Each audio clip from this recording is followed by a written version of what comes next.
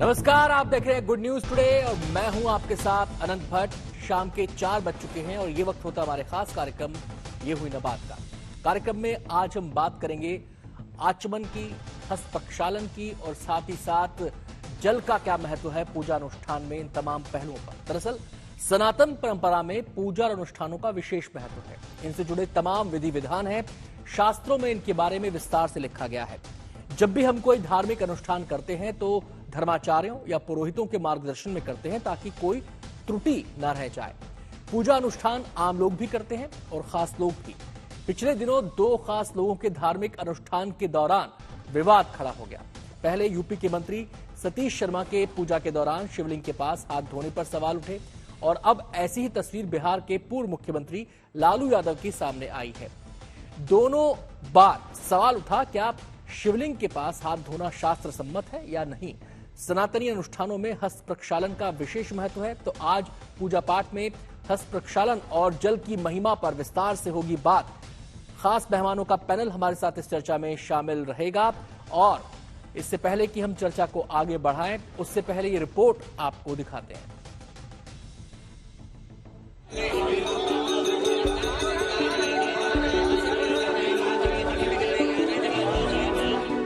सावन का महीना बीते अभी चंद दिन ही हुए हैं। सावन का महीना शिव पूजा और शिव भक्तों के लिए बेहद खास होता है। इस माह अपने आराध्य का अभिषेक करने के लिए कांवड़िए नंगे पैर कई किलोमीटर तक पैदल सफर करते हैं और गंगा जल लेकर आते हैं। फिर गंगा जल से भगवान का अभिषेक किया जाता है। पुजारी बताते हैं कि अपनी जटा में गंगा को स्थान देने वाले देवादिदेव महादेव को जलधारा अति प्रिय है। तभी तो आम हो या खास, हर कोई महादेव का आशीष पाने के लिए उनकी भक्ति में लीन रहता है।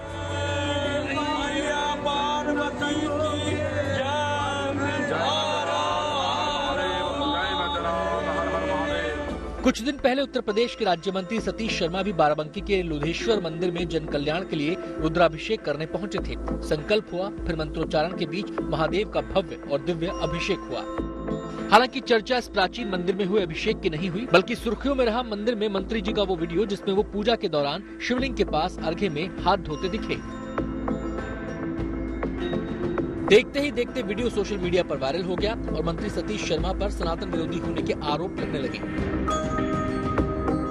वो शिवलिंग के हाथ नहीं धुले। आपने देखा होगा जो निर्माल्य की जगह है उस जगह पे उन्होंने हाथ धुलाया।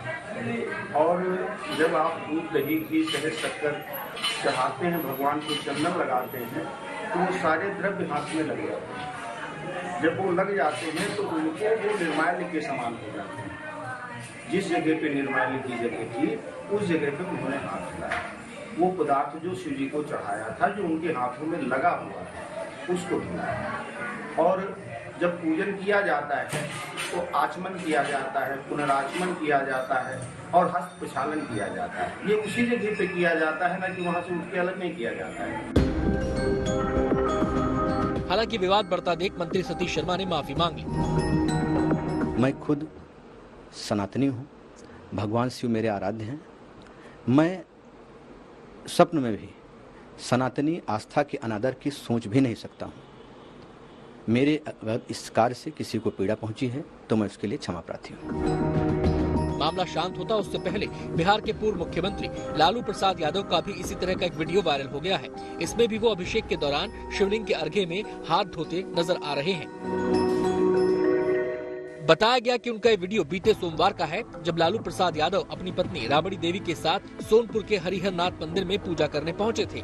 इस मामले पर सभी की अपनी अपनी राय हो सकती है। किसी को पूजा के दौरान शिवलिंग के अर्घ्य में हाथ धोने में कुछ अलग नहीं लगता, जबकि कुछ ने इस पर सवाल उठाए हैं। ऐसे में जानना बेहद जरूरी है कि रुद्राभिषेक के दौरान शिवलिंग के पास हाथ धोने के मामले में शास्त्र क्या कहते हैं, क्योंकि आचमन और हस्त प्रक्षालन पूजा का हिस्सा है। कई बार भगवान को दूध, दही, अक्षत, तिलक लगाने के बाद हाथ धोने की जरूरत पड़ती है। भी पूजा के दौरान हाथ धोने की जो प्रक्रिया है वो शुद्धता के लिए की जाती है। और जहां तक रुद्राभिषेक के दौरान हाथ धोने की बात है तो अलग अलग वस्तुएं अर्पित करने के बाद हाथ धुलते हैं, लेकिन जहां पूजा का आसन होता है उसके बगल में या पीछे की तरफ धुलते हैं। जहां पर शिवलिंग की वेदी है या जहां पर उसका सर्कल बना हुआ है, आप वेदी के निकट या उस सर्कल के अंदर हाथ नहीं धुलेंगे। हम सभी का मानना है कि भगवान को शुद्ध तन मन से चीजें अर्पित करनी चाहिए, इसलिए पूजा के दौरान भोग लगाने से पहले भी पुजारी अपने यजमानों को हाथ धोने के लिए जल देते हैं और अपने आसन पर बैठकर या खड़े होकर यजमान हाथ धोता है। यहाँ ये भी समझना जरूरी है कि पूजा के दौरान बार बार हाथ धोने के पीछे का संदेश क्या है। पूजा के दौरान जो बार बार हाथ धुलाते हैं उसका कारण ये है कि जल के अंदर निगेटिविटी को समाप्त करने की क्षमता होती है, और जब हाथ धुलते हैं तो उस समय भी मंत्र बोले जाते हैं, ऋषिकेशाय नमः, माधवाय नमः, गोविंदाय नमः, ताकि मंत्रों के साथ जब जल का प्रयोग किया जाए तो आप शुद्ध हो सकें। विशेष रूप से जब दीपक जलाते हैं तो दीपक जलाने के बाद हाथ जरूर धोते हैं, ताकि एक तो हाथ शीतल हो जाए और उसके बाद दीपक से जो कार्बन के कण निकलते हैं वो आपके हाथ में चिपक जाते हैं, तो वो जब आप नैवेद्य चढ़ाएंगे, प्रसाद चढ़ाएंगे, मिठाई या फल चढ़ाएंगे तो उस पर कार्बन के कण न चिपके। जल की विशेष महिमा होती है, इसलिए पूजा के दौरान बार बार जल का उपयोग किया जाता है ताकि पवित्रता बनी रहे। मगर कुछ नियम भी हैं जिनका हमें ध्यान रखना जरूरी है। क्या है जरूरी बातें जिनका हमें ध्यान रखना चाहिए? इन्हीं सब बातों को हम पुजारियों और पुरोहितों से जानने की कोशिश करेंगे। Bureau report, good news today.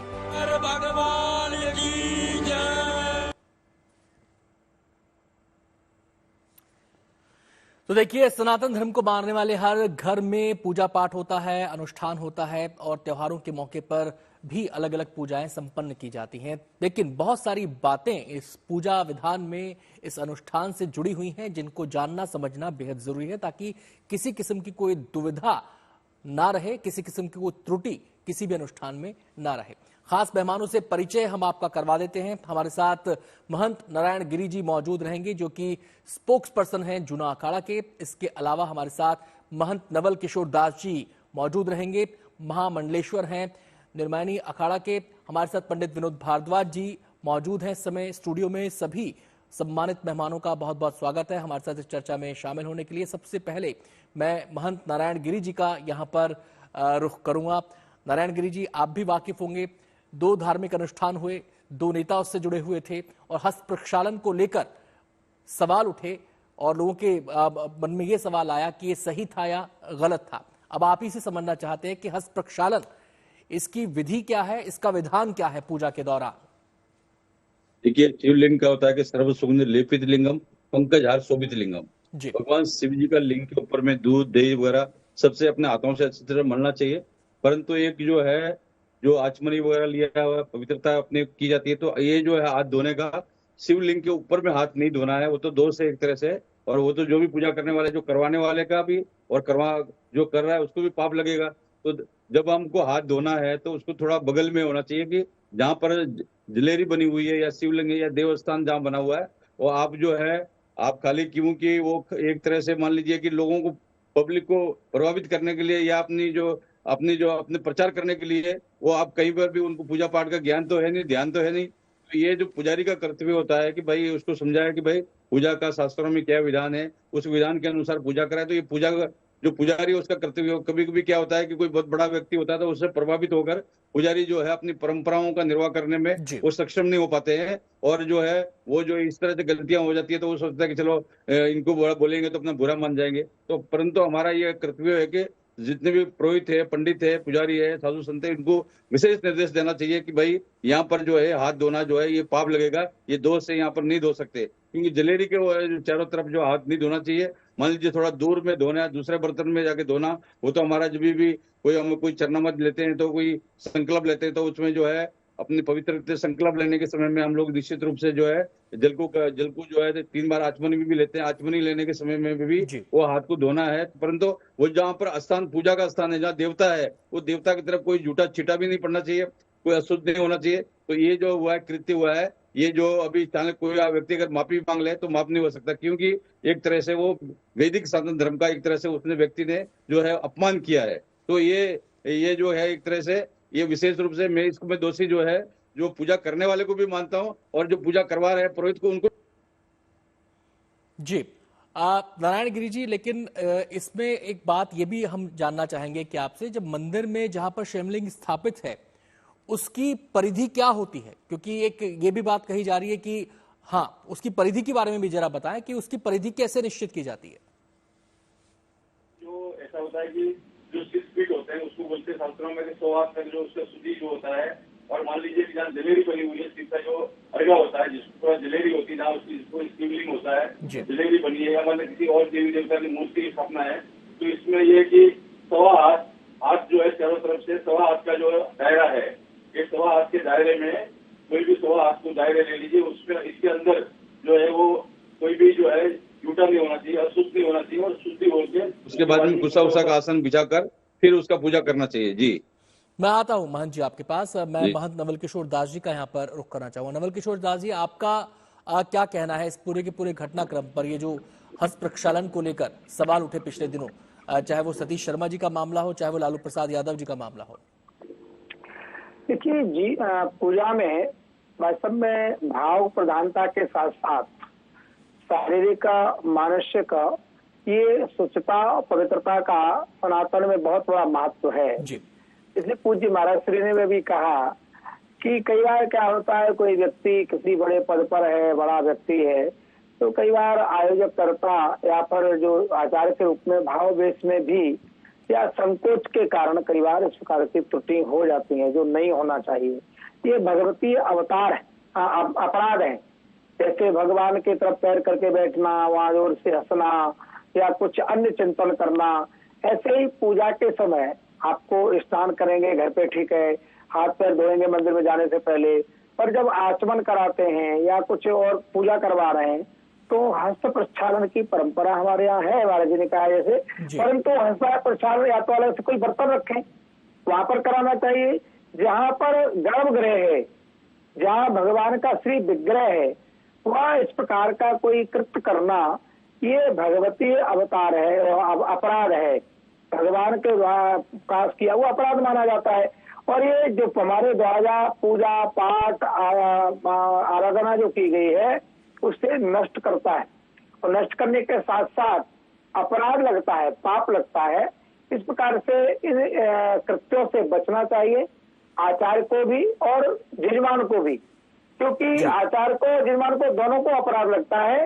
इसलिए मुझे लगता है इस प्रकार के कृत्य में जो उपासना के कृत्य है, भगवत पूजा के कृत्य है, उसमें शास्त्र सम्मत जो है वही करना चाहिए। मनमाना या भाववेश में आकर के या किसी के प्रभाव में आकर के किसी भी क्रिया का यदि हम पूर्ण रूप से पालन नहीं करेंगे तो यजमान को भी अपराध लगेगा और आचार्य को भी अपराध लगेगा। जी महंत जी, जो हमने अपनी स्टोरी दिखाई, हमने जो अपनी रिपोर्ट दिखाई, उसमें उन पुरोहित जी का भी बयान सामने हमने दिखाया, जिसपे उन्होंने अपना तर्क दिया है और अपने तर्क के आधार पर उन्होंने बात कही है। उन्होंने बात ये कही है कि निर्माल्य का जो होता है पूजा के दौरान, जो घी का लेप लगाया गया, शहद का लेप लगाया गया और जो दही का लेप लगाया गया, उस दौरान जो हस्त प्रक्षालन होगा वो निर्माल्य का हिस्सा है।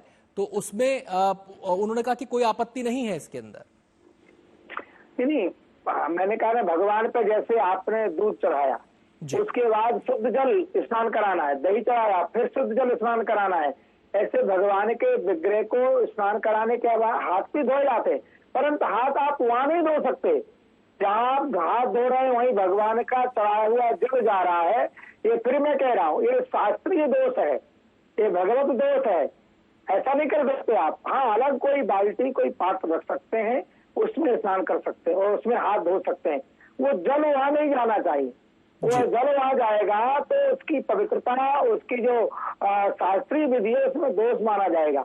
मैं मानता हूँ कि आयोजकों ने या आचार्य ने कोई जानकर ऐसा नहीं किया होगा। कई बार भावावेश में ऐसा हो जाता है, इसलिए कोई अपराध बोध की दृष्टि में नहीं किया होगा, पर अपराध तो अपराध है। बिजली के तार को हम जाने छुए चाहे अनजाने छुए करंट लगेगा। ऐसे ही पूजा पाठ में विशेष सावधानी बरतने की आवश्यकता है। जो हो गया ठीक है। आज तो राजनीतिक क्षेत्र में लोग सनातन परंपरा की किस प्रकार से खिल्ली उड़ा रहे हैं, किस प्रकार से निंदा युक्त शब्दों का प्रयोग कर रहे हैं। इसलिए कई बार बड़े बड़े पदों पे बैठने पर लोग पूजा पाठ करते भाव से कम करते हैं, कैमरे की तरफ ज्यादा देखते हैं कि फोटो ठीक से आ रहा है कि नहीं आ रहा है। पूजा ठीक से हो रही होनी में अलग बात है, पर फोटो ठीक से आ रहा है कि नहीं आ रहा है। ऐसे भावावेश में कई बार सामूहिक रूप से भगवती अपराध हो जाते हैं, जिससे बचना चाहिए। मैं खाली इतना कहना चाहता हूँ। हम मानते हैं कि आचार्य जी के भाव में भी मन में कोई ऐसा भाव नहीं होगा कि ऐसा कर रहे हैं, पर हो गया होगा, पर ऐसा न हो तो ज्यादा अच्छा, उसकी सावधानी बरतना चाहिए। मैं आपके पास पंडित विनोद भारद्वाज जी हमारे साथ इसमें नॉर्डे स्टूडियो में मौजूद हैं। पंडित जी, अब आपसे हम समझना चाहते हैं, जैसे कि दोनों महंतों का आपने नजरिया इस पर समझा, उनका अपना तर्क है, इसकी उनकी अपनी व्याख्या है, जो वो कह रहे हैं कि इसको वो उपयुक्त नहीं मानते हैं। आपका इस पर नजरिया क्या है? और हस्त प्रक्षालन को लेकर जो विधि वहां पर अपनाई गई, जिस तरीके से हस्त प्रक्षालन वहां पर हुआ, हालांकि वहां के महंत भी वो कह रहे हैं कि कुछ गलत नहीं है इसके अंदर, आप इस पर क्या सोचते हैं? जी, हम सबसे पहले आप दोनों महानुभूतियों को प्रणाम करते हैं। और देखिए, भगवान शिव की पूजा निश्चित रूप से शुद्ध भाव और शुद्ध मन से की जाती है। इसीलिए कहा गया है भवानी शंकरो वंदे। षोडशोपचार जब पूजा में हम आते हैं तो निश्चित रूप से उसमें पंच उपचार, पंचामृत, दूध, दही, घी, शहद और इसके साथ साथ चीनी से स्नान कराया जाता है। और इन स्नानों में ऐसा नहीं होता कि एक स्नान के बाद दूसरा स्नान तुरंत करा दें। इसके लिए शोधन किया जाता है, हस्त प्रक्षालन किया जाता है। देखिए, हाथ धोना अलग चीज है, हस्तौ प्रक्षालन अलग चीज है, और शिव का विग्रह अलग है और उसकी परिधि अलग है। शिव की परिधि में उच्छ्रित जल आता है, जो भगवान शिव के अभिषेक से होता हुआ वह निर्माल्य होकर के किसी के लेने योग्य भी नहीं रहता है। ऐसा जल है क्योंकि उसमें चंडेश्वर का वास होता है। शिवलिंग के अर्घा के अग्रभाग में भगवान चंडेश्वर हैं। जैसे ही वह जल उनको छूता है, वैसे ही वह जल निर्माल्य हो जाता है। उसे छुआ तक नहीं जाता, उसे पान तक नहीं किया जाता है। देखिए, यहाँ पे जो हमारे अग्रज हैं, महात्मा हैं, हम सबको प्रणाम करते हैं और निश्चित रूप से इनके बात को हम ऊपर रखते हैं। लेकिन यहाँ पे हाथ धोने का कॉन्सेप्ट नहीं है, इसको समझना पड़ेगा। हस्तौ प्रक्षालन का मतलब कि आप कुछ खाए पिए हाथ नहीं धो रहे हैं। वहां पे आप अनाधिकृत चेष्टा करके भगवान शिव के ऊपर हाथ धोने नहीं जा रहे हैं। केवल उन पदार्थों को हाथ से हट जाए, क्योंकि वह कहीं अन्यत्र वेस्ट ना हो, किसी के पैर के नीचे ना पड़े या कहीं अलग ना फेंका जाए, इसलिए भगवान शिव को समर्पित कर दिया जाता है।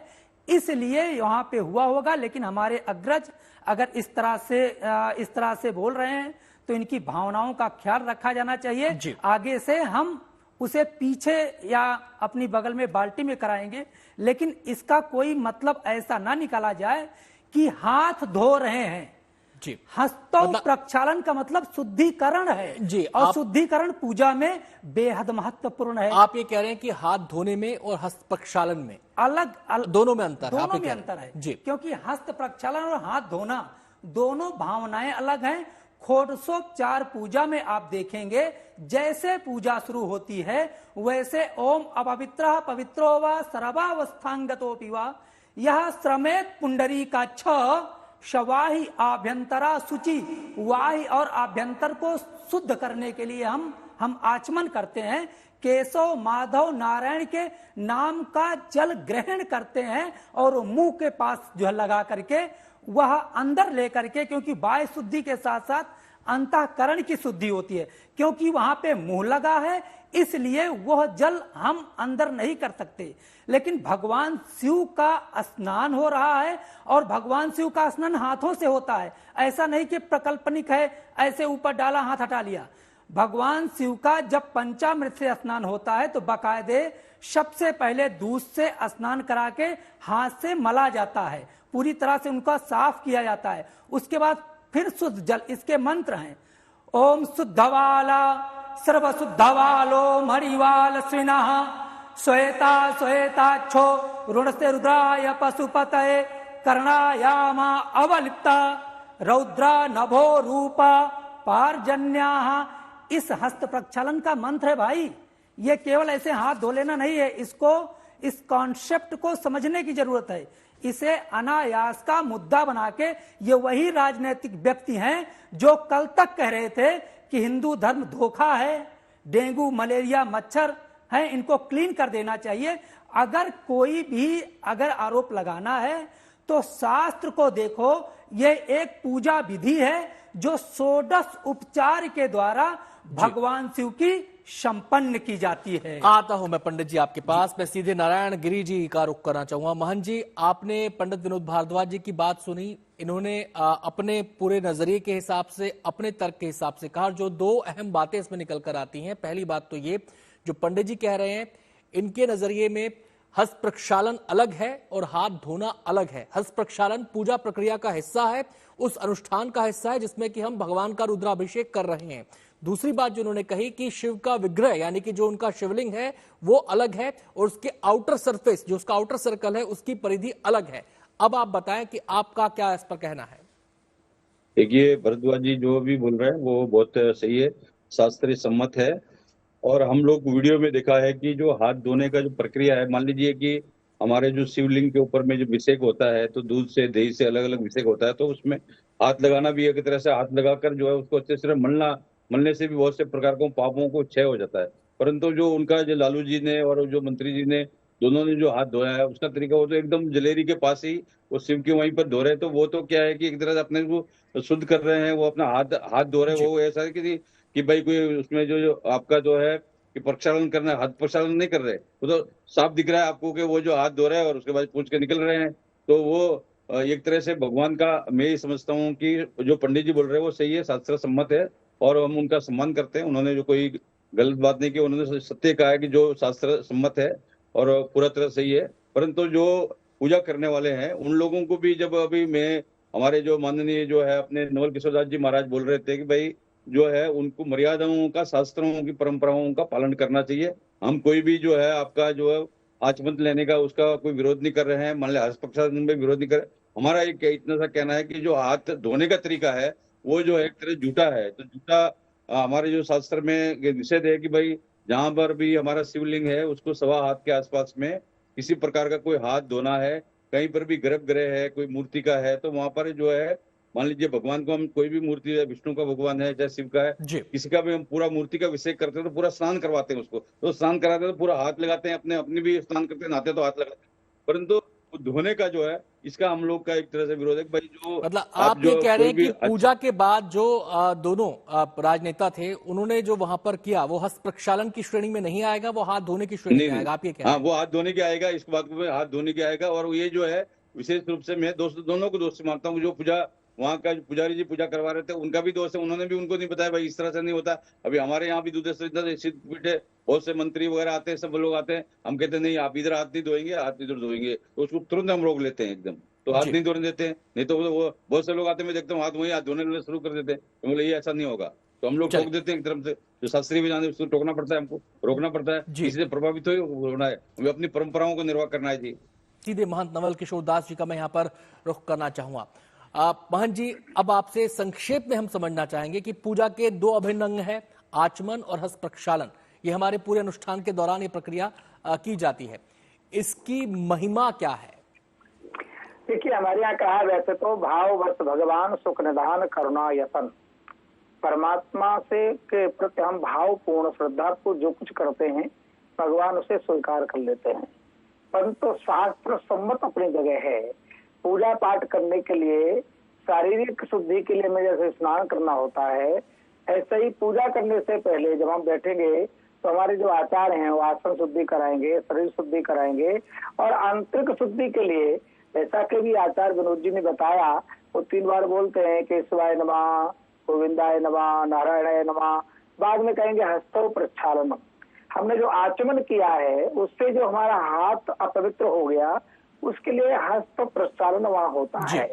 ऐसे ही पूजा के प्रारंभ में, मध्य में और बाद में भी भगवान का जो हम सामग्री चढ़ाते हैं तो हम मानते हैं कि भगवान से पा रहे हैं, स्वीकार कर रहे हैं। ऐसा नहीं कैसे चढ़ा रहे हैं खाली काल्पनिक नहीं, हम मानते हैं कि प्रतिष्ठित जो विग्रह हमने जो चढ़ाया उसे भगवान ने पाया है तो हाथ तो शुद्ध हो गया, तो उसको हाथ धोना है, दोबारा पुनः शुद्धि करके पुनः कोई वस्तु चढ़ाना है।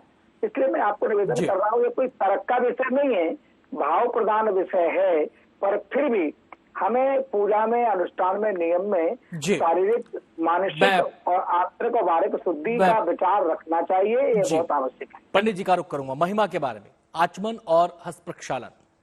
देखिए, भारतीय संस्कृति में जल और जीवन का बहुत बड़ा महात्म है।